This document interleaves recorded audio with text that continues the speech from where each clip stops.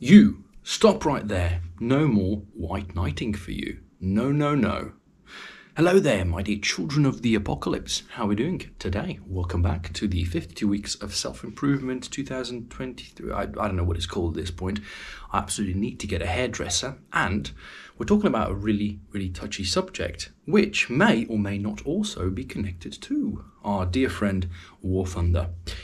To start things off, what is a white knight? A white knight is a male, right? It's a guy or a boy or a dude or a dudette. No, seriously, it's a guy who's got this symptom, and the symptom is that he's seeking out a woman to rescue. And this is a serious problem that so many, I almost want to say every single guy goes through this, where he finds, or dare I say, falls in love with a woman who has certain problems. Right? This is the damsel in distress. Okay, so the white knight syndrome essentially means that you will pick out of all the women that are available the one who is damaged, deeply damaged, because you want to save her. So what happens is you'll get a guy, right? Let's say he's in high school and he's got a friend, right? And he starts to befriend her, right? He starts to get to know a little bit more about her. He realizes, oof, this girl's got some family problems. There's some alcoholism or abuse or trauma from the past. And there's a bulb that goes inside of that guy's head off and just goes into the thinking mode of Disney. He goes into the thinking mode of Mario going to save his princess, right, in the evil kingdom of Bowser. Throughout our childhood, we are put in front of so many of these scenarios. In fact, most, if not all, movies that are based around some hero, they also have a damsel in distress. And so we are completely and utterly programmed as men to go and seek out these little issues and try to fix them. So we look for damaged goods in order to be the grand savior of that person.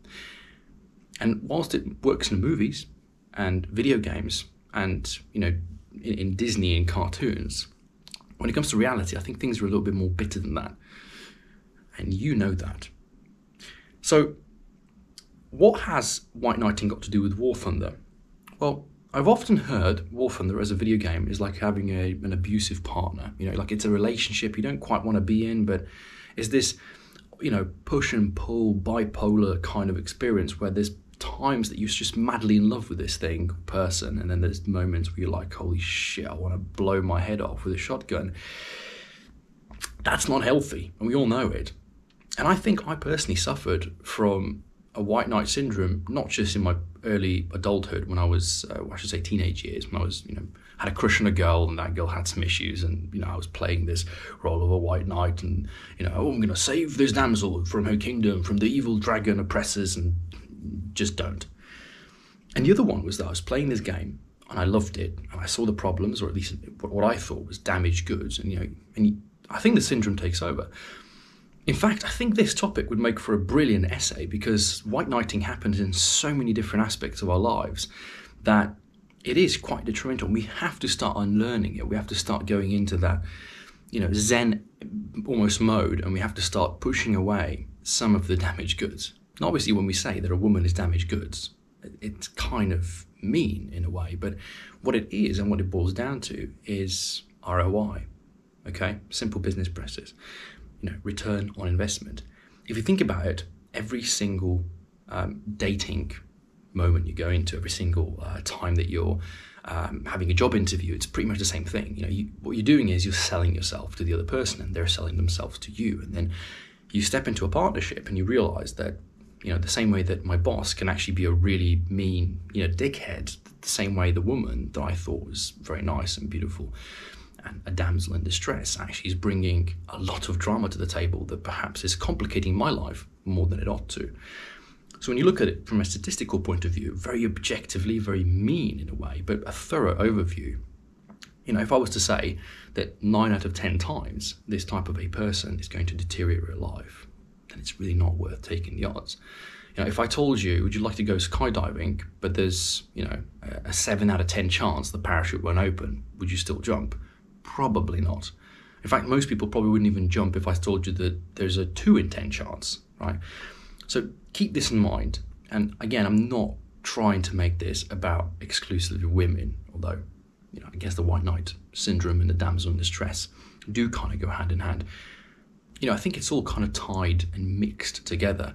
Whether we're talking about video game addiction, porn, bulge eating, unhealthy lifestyle, all these things, that they're all tied into some type of push-pull where we're getting completely engulfed and blinded by us attempting to be different. Oh, I will eat McDonald's, but I won't be fat. I'm not going to work out, but I'm not going to look bad. I'm going to watch porn, but I won't be addicted to it. These things don't function. They never have. They never will. And if there is some type of, Gandhi type, Buddha-esque Zen personality which is capable of doing that, then congratulations to him. But you'd be better off just omitting, completely deleting that from your lifestyle altogether. Now, I realise I've been quite rambling in this particular episode, but it's because it's a bit of a touchy subject. I'm not entirely comfortable 100% talking about it, as these days, mention the wrong words, you're immediately labelled as, evil lord cave dweller, misogynistic murderer, or whatever.